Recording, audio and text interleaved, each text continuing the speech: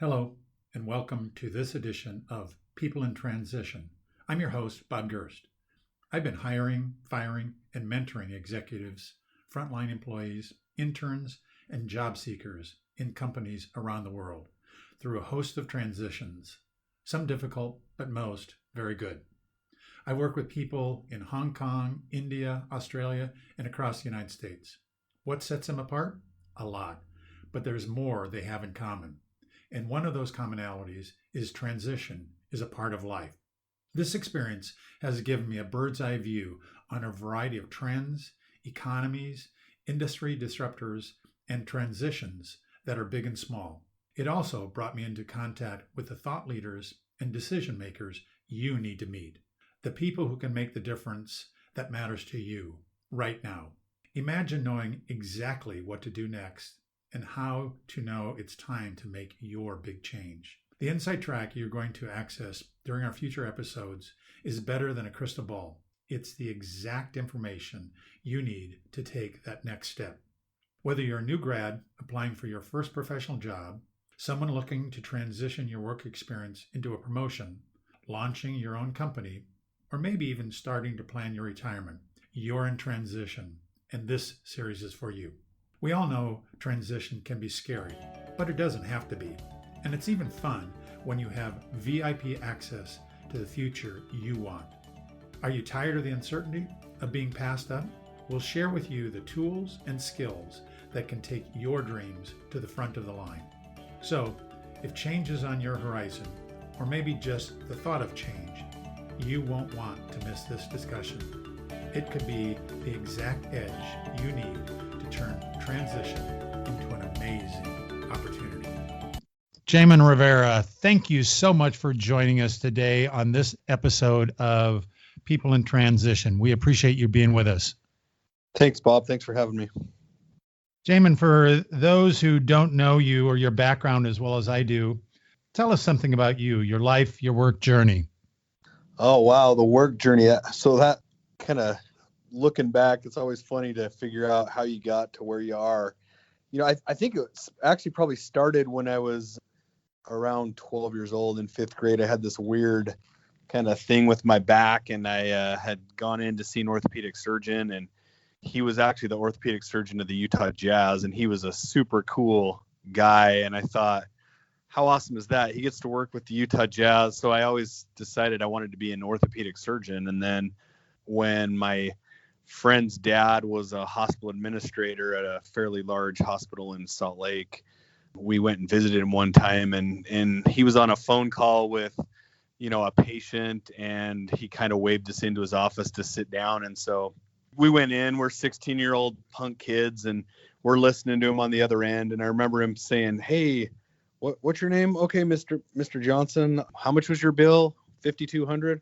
"All right, well, we'll go ahead, call down to and get that taken care of for you." And my friend and I were kind of sitting there, $5,200 to us at the time was quite a bit of money. And we were looking at each other like, wow, your dad just gave that guy $5,200. And so he got off the phone and he said, looked at us kind of funny and said, "What's going on?" And we said, "You just gave that guy $5,200. And he kind of chuckled and he said, "Well, first thing you guys need to realize is that that's nothing in this industry. And second of all, it's way more important for me that, Mr. Johnson's down in Delta, Utah, talking about what a great guy Rick Hagan and LDS Hospital is." And so that kind of left an impression on me that was just a pretty cool experience. So I thought, well, as my fallback, I'll have that as a kind of a fallback opportunity. And so kind of went to school, like a lot of people, I think, to go to medical school, and then took my first physics class and thought, yep, I will never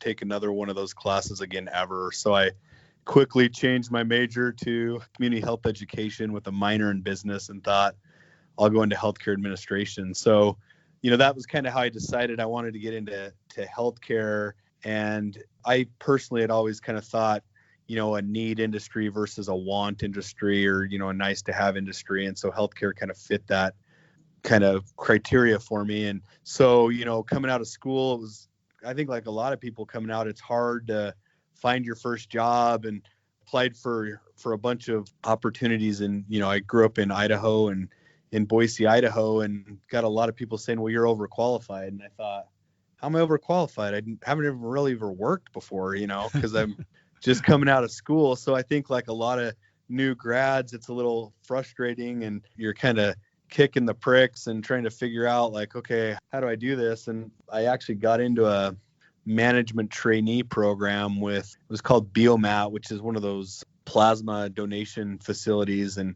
thought, well, that kind of is healthcare and it gets me into the kind of management and some experience. So I did that supposed to be a 9-month program. And after about 60 days, they came in and said, we'd like to offer you a facility in Yakima, Washington. So my fairly newlywed wife and I moved to Yakima, and just through relationships, I had met an individual that was the CEO of a it's called a management service organization of a group of kind of independent and hospital employed physicians. And he said, you need to come work for me. So I did that and have kind of bounced around Eastern Washington for the last 15 or so years, working predominantly with hospital systems, overseeing their medical groups. And then for the last 5.5 years, I've been at Virginia Mason Memorial as the Senior Director of Revenue Operations, overseeing the billing, admitting, health information management, and a couple other departments. Jamon, let's say that a friend calls you up and tells you that they've lost their job because their company has gone out of business because of this COVID crisis. What's the 2 or 3 or 4 things that you would tell them to do right away? Unfortunately, that's probably a real scenario for a lot of people right now. And I think, working in healthcare, I maybe have a unique perspective and seeing how many lives that does impact with COVID, both kind of on the personal health side and the employment side. I think the first thing I would tell folks is, I always say, look for the positive or a silver lining, and maybe it's use it as an opportunity to review, what really do I want to do long term? Is it an opportunity where maybe this transition has provided a springboard or an opportunity to maybe do something different that somebody's wanted to do, whether that's kind of moving into a different industry, field, and or even self-employed opportunity, and look at those. I feel like sometimes hardships are blessings in disguise and prompt us to do things that maybe we wouldn't normally have done when we were comfortable. The other thing I would do is say, reach out to everyone that you know. I mean, some people use LinkedIn. I would reach out personally to people that I've worked, maybe a phone call or an in-person conversation with folks that I've worked with in the past or know, and just kind of put out there what I would like to do or what the opportunities might be out there. I think, one of the things I have learned over the years is, never burn bridges. So I know that's maybe kind of a different conversation, but coincides with this, is to keep, even when you are employed and working, keep those bridges there so you have them to fall back on in the event of something happens, like you're saying with this COVID. But a lot of times industries are pretty small. Oftentimes people don't realize how small industries can be, whether it's in other states also. I mean, I've had folks call me from multiple states, say, hey, so-and-so applied. Do you know them? I would reach out and see what opportunities might be out there, calling on people that I know personally. So that leads us to kind of the whole issue regarding networking. And how do you help someone be a better, more effective networker if they're just not comfortable doing that? Well, I think you start small. I think you start with people that you are comfortable with. I mean, I don't know if everybody's comfortable maybe just reaching out to people that you don't know, but I think all of us have within our personal circle, people that are comfortable or maybe are a little more outgoing. I would say kind of talk with them on approaches, but also approach those people individually and maybe have them market on your behalf, for lack of a better word. But a lot of those folks that are just real outgoing and network a lot, know a lot of contacts. And I have some friends that are I feel comfortable interacting with people, but then they're like me times 10. And I know if I put my name out to them, they'll get it out to people, and it kind of goes that way. I think there's putting your name out there for everything, and then also being a little more strategic and maybe thoughtful in like, okay, who would be the best approach and who might be able to help me in getting my name or my brand or seeing what opportunities might be out there. So I think leveraging those folks is always a great approach. Jamon, if you could make 2 or 3 suggestions to people to help them make their resume better, more impactful, because you've certainly seen lots of resumes in your career, what would be those 2 or 3 suggestions that you'd tell them to do? I kind of like the approach that experiences build experience. And so, I think really painting that picture of what experiences you've had and gone through that get you to the experience now that you have that's marketable and desirable for other businesses or people. And I think the way you do that is be deliberate and specific in the things that you've accomplished on your resume. So I think that, just saying I'm a strong team player, I always get stuff done. A lot of people throw those general terms out there, but I think really in a snapshot, because you've only got, a few minutes to make a good impression, but really trying on a page or page and a half to really highlight accomplishments as opposed to soft attributes or skills like I work really hard. I think that would be one. I think also looking at who you're putting down as references. I think a lot of times the way I approach it on some references is I would think that nobody's going to put down somebody that's going to give them a bad reference. So I think going in, you kind of have like, okay, this is going to be a positive conversation, but really somebody that can speak to how well you work and what you've been able to accomplish, as opposed to maybe just a colleague or a friend that's going to say, oh yeah, Bob's a really great guy. And sometimes it can be hard, but it may be former boss, it can be colleagues that you've worked with, even employees that have worked for you. I think it's good to have those folks that can really kind of highlight things that you've done. Jamon, that elevator speech that we all have to, when we're in transition, we all have to perfect that 30-second, 1 minute, this is me, to potentially capture the interest of someone that you're speaking with. What do you think are the key things in that elevator speech that someone should include? That's a great question. I think if I take a step back, and really that elevator speech should be used as kind of a differentiator. And I think it's sometimes hard to do that because, like you said, there's that 30 seconds that, everybody's kind of thought about. I think if there's opportunity to be a little bit more strategic and a little bit more targeted, would be kind of take a different approach and specifically talk to why a certain business or that individual, working for that individual, is appealing, and demonstrate that you've kind of done a little homework to know kind of a little bit about that company and quickly what you feel like you could bring to that. So I think kind of focusing externally on the business and folks that you might be interacting with, that shows that you've done a little effort and homework. And it's just not, I think what can happen sometimes is out of necessity, or granted, if it's unexpected and there's a transition, sometimes you're just trying to get a job. But I don't think you ever want that to come across as that is my intent, is look, I want anything. I want any job that's out there, even if that may be the case that you're needing to get some work. I think as far as marketing, selling yourself, you need to differentiate from other folks. And I think that's how you can do that, is to put a little work in on your end. And so maybe it's not just one elevator speech.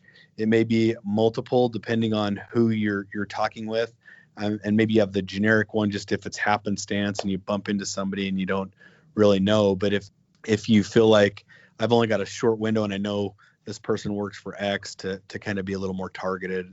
I don't know if regularly people do that may set you apart a little bit. Today, so many of the first interviews that you do with a company are done over the telephone, maybe Zoom, but certainly over the telephone. What are the 2 or 3 suggestions that you'd make to someone to be more impactful, to be more positive on their telephone interview? So I think there's a couple things. I think whether it's, maybe Zoom a little bit less, but the phone, I think having that be more of a focus lately has kind of maybe taken the formality of an interview down a little bit. And I'm not saying that it needs to be an uptight interview, but what I'm saying is maybe people are so used to it being on the phone that it's a little less serious. So really kind of getting in that mindset of this is an interview, and I'll be it on the phone, and separating yourself out to a quiet room where there's not a lot of distractions and not a lot of things that are going to kind of, one, interrupt the call, but two, allow you to think. And I think as much as you can be yourself on a phone call. It can be hard to do that sometimes when you're behind a device. But I think, using the right inflection and talking and trying to move away from that kind of rote, monotone kind of answering and really turn it into more of a conversation or a dialogue, and really being thoughtful about your responses. So, I think it's fine to take a minute and think. And, I think sometimes it's easy just to jump in and, start talking. And then while you're talking, figure out, okay, what am I trying to say? As opposed to maybe taking a step back and just saying, oh, that's a great question. Let me think about that for a second. And then providing your response to show that it's, a thoughtful response. So you did a good job on your telephone interview. You're now invited into the office and you have an in-person interview. What's the 2 or 3 or 4 things that you would suggest to your friend to prepare and to do a good job while they're there in that in-person interview? So for me, I think it's, there's a few things. One, I would kind of similar to how I'd said earlier on the opportunity, if you found out you were kind of your job was being eliminated for COVID, give some thought. Why do you want to be at this company, or why is this job a good fit for you? It surprises me how oftentimes folks come in to interview and they'll just say, well, this is really a stepping stone for me. I'm looking for a bigger opportunity, but it'd be great for the time being. I don't think anyone interviewing wants to hear that, although, maybe it's an entry-level position, but there's always, I think, reasons why you want to be in a position and learning and getting in. So I think focusing on why are you applying for that position? Why is it a good fit for you? And how do you see yourself bringing some benefit and what you bring to the table for that company and or that position would be one. I think 2, dressing the part. And I don't think you can overdress for an interview. I guess that's not technically true. I mean, I wouldn't say get in a tuxedo or anything, but I think even, sometimes they're entry level positions, but I think dressing business appropriate for an interview shows that you're respecting the process and the individual that's taken the time out to interview with you. And then showing up a few minutes early and preparing and coming in thoughtful, maybe even jotting down some things that you've accomplished in the past, so you have that as a reference to look at, to refer to when you've got some questions. So you're able to quickly articulate what I've done, and this was the results of kind of that effort. Jamon, you mentioned earlier LinkedIn. How do you use LinkedIn and other social media tools in your search, in your transition? I think it's a great tool. I think putting it out there is a good option. I don't necessarily use it as much as I do to really cultivate the personal relationships with people. And I feel like having that face-to-face or phone-to-phone conversation with people and kind of having that ask like, hey, do you know anything, or can you get that out for me? And maybe supporting it with the social media stuff, so that if it's, through LinkedIn, that there's an easy kind of mechanism for them to share your information. I use it more as a support as opposed to like a primary networking resource. I think, with any social media, there's pros and cons. And sometimes I feel like you can get lost in the shuffle with it being kind of that electric or handoff. So, I use it more as a supplement as opposed to a primary, although I know there's a lot of people that are very active, and that may be the difference. Is I'm not super active on LinkedIn and commenting on people's posts and those kind of things probably as much as others are. So I think it probably depends on how you use social media. But for me personally, I use it more as a support or a resource that I can refer people to, as opposed to like my primary resource tool. Jamin, I know that you're very involved in community activities. How does being a part of those outside activities help someone when they're going through a transition? Well, I think like anything, it's all part of that networking opportunity, and the more people you know, the more opportunities there are. And I think expanding the circle of people you interact with and know open up new opportunities that maybe you didn't even think of. And so, whether it's through board positions where it may even be there may be opportunities at the places where you're on the board, or people that that say, hey, I know that this opportunity is open.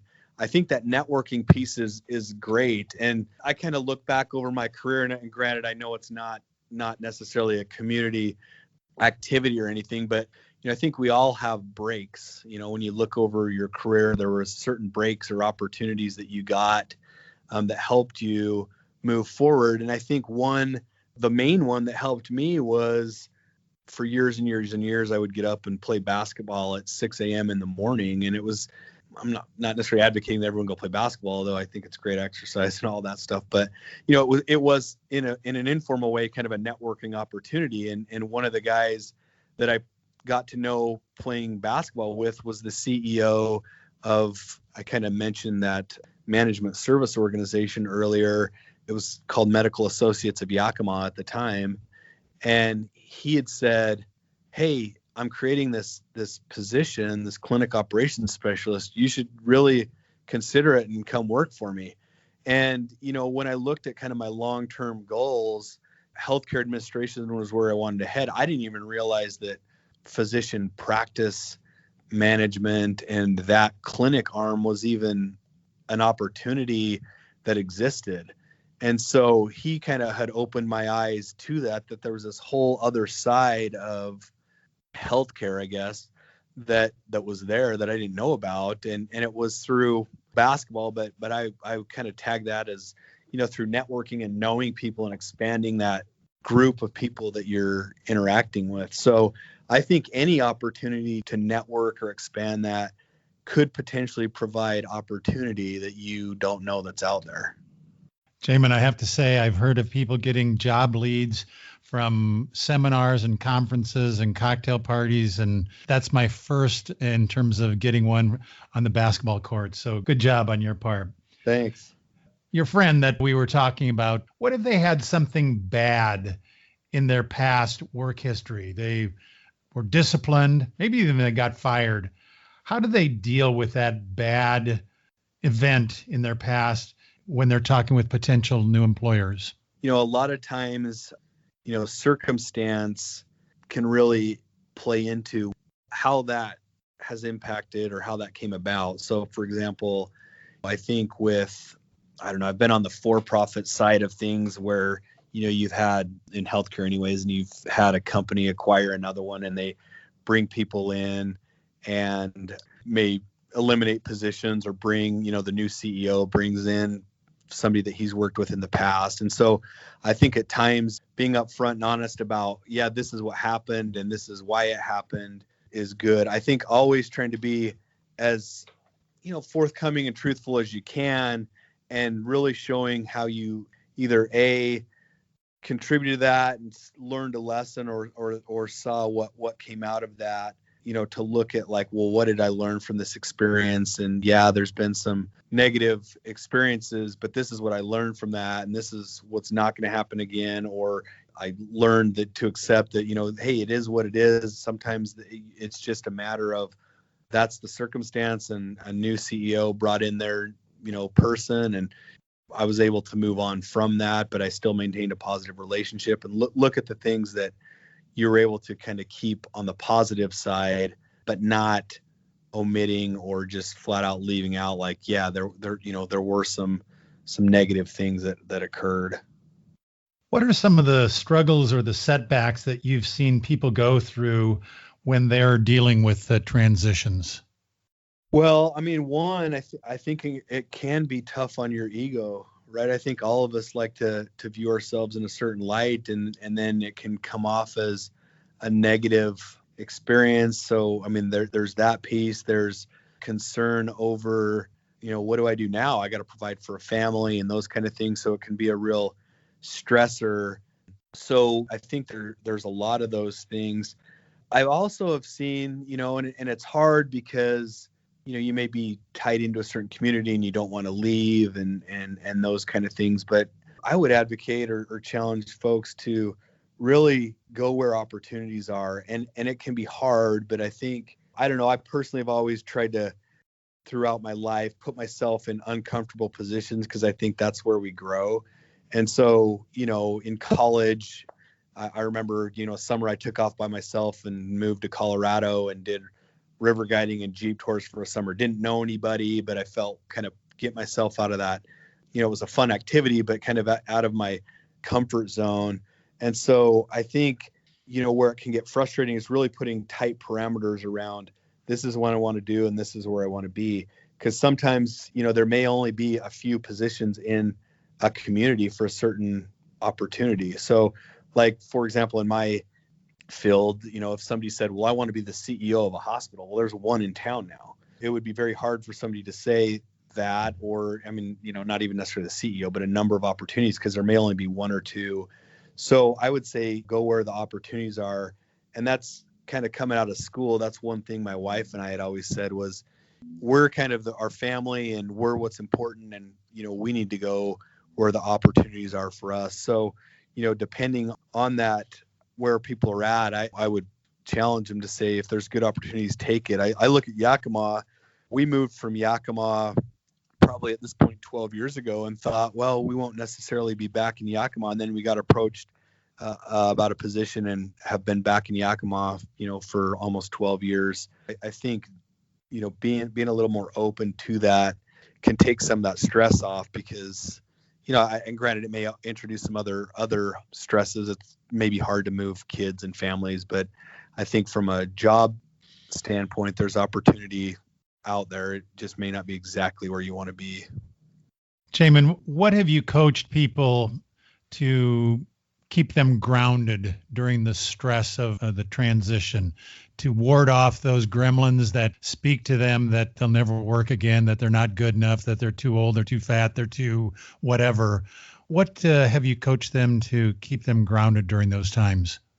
I think, being in a position to be able to help people that are in transition is really to, there is that self-confidence issue, or can be, I guess, that self-confidence issue, thinking, well, geez, what am I going to do now? And nobody wants me. But I think, we can encourage those people to, by once again, pointing out the positives. And I think for people that I've worked closely with, or, unfortunately, I've had to go through that experience of laying someone off or terminating their employment, and being a resource to say, look, this is the decision that was made from an organization standpoint, but, I'll do whatever I can to help you. And so once again, being available to look at resumes, bring it to me, let's look at it, and I've provided feedback on, hey, if it were me, I would put a little bit more direct accomplishments here. Or even for people that don't have a lot of experience, I think sometimes they do and they just don't realize it. And so walking through with them, okay, what have you done? What have you done from you're just coming out of school? What were the internships that you did? What clubs were you involved with? What church kind of stuff did you do?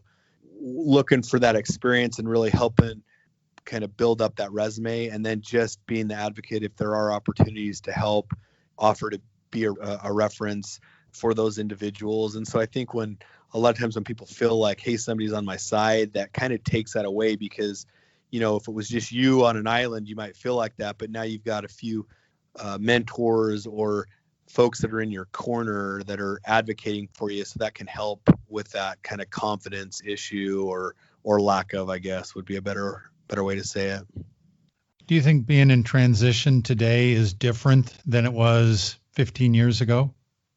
Personally, I do. I don't necessarily think transition's always a bad thing, right? I think if you look, and, you working in HR and whatnot, I think, if you looked at tenure in positions 20 years ago, you would see people that stayed a very long time. I think some of the research that I've seen, a lot of times people are staying in jobs on an average of 5 years. And so, not that everyone should be jumping jobs in 5 years, or if that's what not what somebody feels comfortable with, or that's just not what they want to do. But I think companies are a little bit more open and used to maybe folks that aren't staying an entire career with one organization, or that there's a little more movement than maybe what was in the past has been my experience. So, I do think maybe now there's more opportunity for folks that are in transition, as opposed to maybe years in the past where that, the norm was, we want people that are here for 30 plus years. I think companies are saying we need some outside eyes, some people with different experience that bring a new perspective, whether that's from another company or even another industry. I know a lot of, even in healthcare, they're saying, bringing people in from, say, like production, the Toyota production system's a big,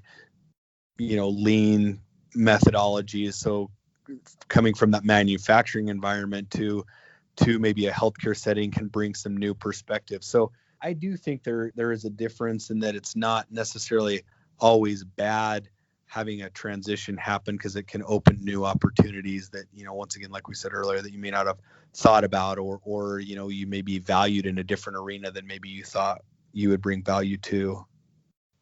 Jamon, if our listeners only remember 3 things from what you discussed today as they go through their transition, what are those 3 things that you want them to take away?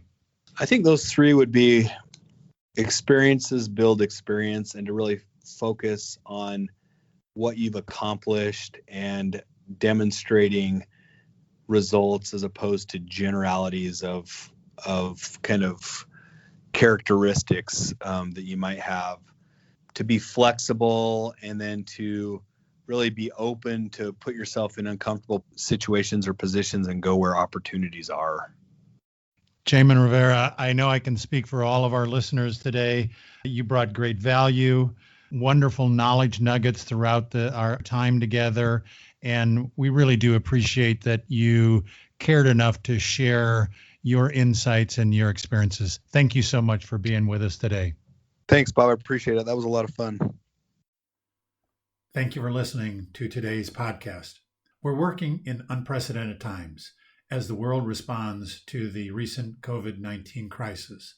The fact is that even those who are not in transition understand it could be right around the corner, next month or a year from now.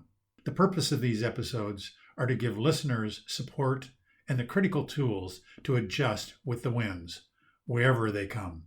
I'll continue to introduce you to guests who have successfully, perhaps gracefully or without too many battle scars, survived their own obstacle courses, and can share useful information on how to steady your ship or your world in this uncertainty. If today's message was helpful to you, please share it on social media. If you have any questions or podcast ideas for future conversations, reach out to me on LinkedIn.